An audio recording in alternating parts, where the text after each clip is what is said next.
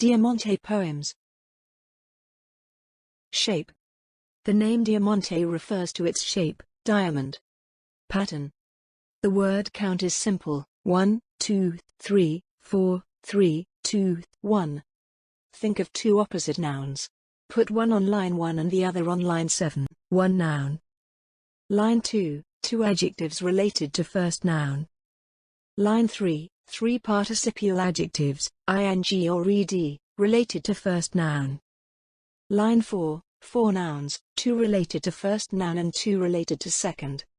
Line 5, three participial adjectives, ing or ed, related to second noun. Line 6, two adjectives related to second noun. Line 7, the opposite noun of line 1. Sample poems. Fire. Hot, fierce. Burning, blazing, lighting. Yellow, blue, white. Freezing, drifting, snowing. Cold, heartless. Eyes. Human. Polite, kind.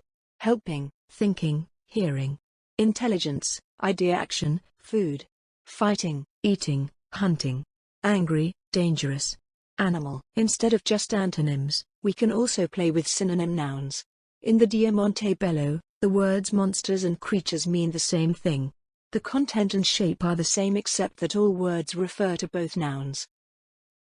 Monsters. Evil, spooky. Howling, shrieking, wailing. Ghosts, vampires, goblins, witches.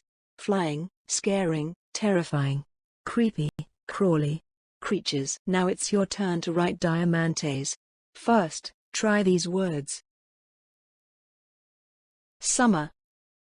Winter. School. Vacation. Now choose your own words and play the game.